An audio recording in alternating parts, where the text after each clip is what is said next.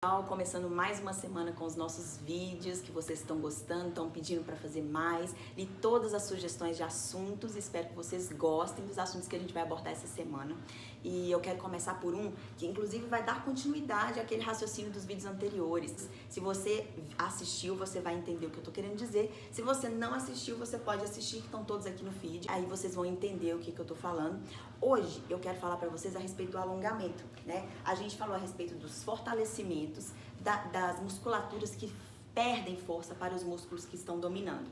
Ou seja, se o meu abdômen está muito forte em relação à minha lombar perde força para o meu abdômen. Logo, eu vou fortalecer minha lombar, né? E o contrário também. Mas o ideal é que, além do fortalecimento da parte fraca, você entre com o alongamento da parte forte. Então é sempre assim, tá?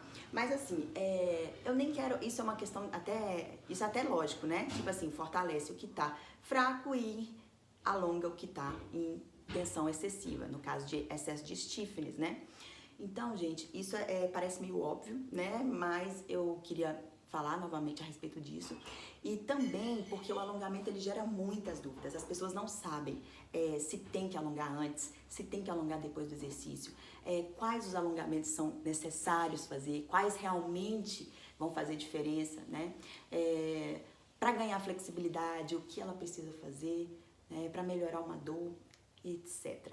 Então, eu vou falar primeiro da dor, né? Que foi o que a gente falou aqui agora. Em caso da dor, você precisa sempre identificar se há necessidade de alongar. Por quê? Porque não é toda dor que você alonga. As pessoas têm o alongamento como um remédio. Alonga que melhora. Dor no pescoço, alonga que melhora. Dor nas costas, alonga que melhora. Não é assim, tá, gente? Igual vocês viram, a dor, ela pode ser por excesso de força, mas ela também pode ser por excesso de alongamento, né? Igual a gente viu nos posts anteriores. Você pode sentir dor na lombar por excesso de força, no caso da hiperlordose, ou quando as suas costas estiver retificada, né? Então, existem as duas opções. Não é todo sinal de dor que precisa ser alongado, tá? Não vai alongando não por sua conta não, viu, gente? Se tem dúvida, não alongue por sua conta, porque você pode agravar um problema, entende? Então, todas essas pessoas, por exemplo, de retificação lombar, se elas sentirem dor nas costas e alongar ao invés de fortalecer, elas vão agravar o problema da dominância do abdômen em relação às costas. Então, como a gente não quer piorar, né? A gente quer sempre melhorar. Se você tem dúvida, não faça por conta. Peça a ajuda de um profissional, ok?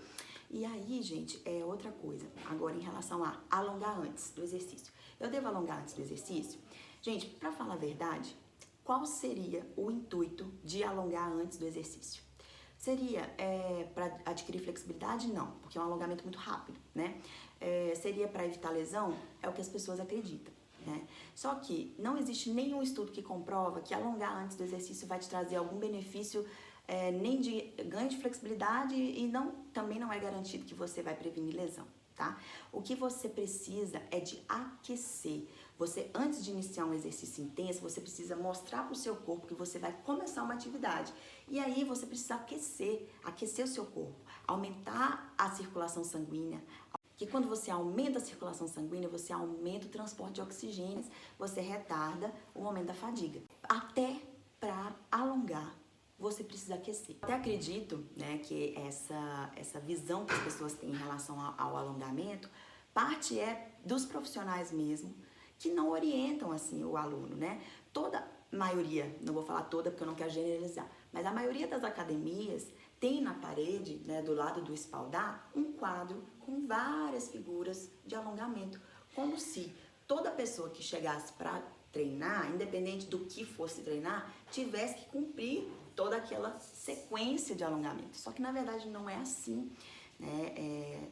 Então você precisa saber exatamente o que você precisa alongar. E o seu alongamento talvez não seja o ideal para mim. Por quê? Como assim, Flávia? Você está viajando? Gente, todas as articulações, elas têm um padrão de amplitude, que a gente chama de ADM, amplitude de movimento. Parece bobo, né? Todas têm uma amplitude ideal. E aí, como que você vai identificar? Por exemplo, qual é a amplitude ideal da minha articulação do ombro? Eu preciso colocar o cotovelo apontado pro teto. Você coloca? Ó, eu coloco. Então eu preciso alongar? Não, porque eu já faço a amplitude que a minha articulação precisa. Eu preciso alongar? Não.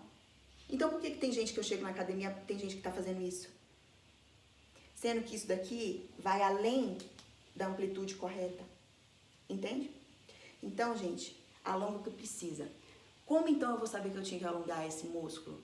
Quando você fizer isso aqui e ele não conseguir ir. Você faz força e ele não vai. Então você tá com isso aqui muito encurtado. Você precisa alongar até ele chegar aqui. E aí, na hora que ele chegar, você não precisa mais. Acabou, entendeu? Você não tem que virar contorcionista. Porque o excesso, quando você passa do que é o ideal, né, alongamento demais também é lesivo. E aí qual que é o tratamento? Fortalecer, para diminuir. Porque a musculatura fica frouxa, você começa a ter luxação, né? Não é legal. Então é necessário ser ideal, nem pouco e nem muito. Então eu não acho legal fazer um alongamento forçado depois do treino. No máximo um relaxamento, como? Uma caminhada na esteira, né? No máximo para poder o quê? Oxigenar novamente a fibra. Ah, mas então eu não preciso alongar nunca? Depende. Qual é o seu objetivo? O alongamento ele tem que ser necessário, tá? E certo. Não adianta você ficar alongando o que você não precisa. Pra que você vai fazer isso? O que você precisa? Qual é o sinal que o seu corpo dá que necessita de um alongamento? Muitas vezes uma execução comprometida, por exemplo, pessoas que vão fazer o agachamento e na hora que tá lá no amplitude maior, ela levanta o calcanhar, né? Às vezes é um encurtamento de uma panturrilha. O que se faz quando se tem um encurtamento? Alonga, né? Então, nesse caso, um alongamento é indicado. Um quadril que está rodado, o que se faz? Alonga, né? Então, muitas coisas você vai perceber no comprometimento do seu movimento e no que você sente.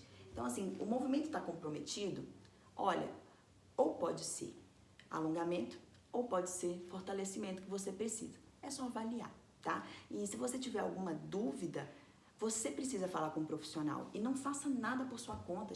Ai, nossa, meu pescoço tá doendo. Ai, deixa eu alongar aqui. Nossa, você pode estar agravando o seu problema, ok? Não faça isso sem ter certeza de que há necessidade de alongar, ok? Porque o excesso de estiramento também causa dor e o excesso de flexibilidade também causa lesão, ok? Espero que vocês tenham entendido. Um beijo e até o próximo vídeo.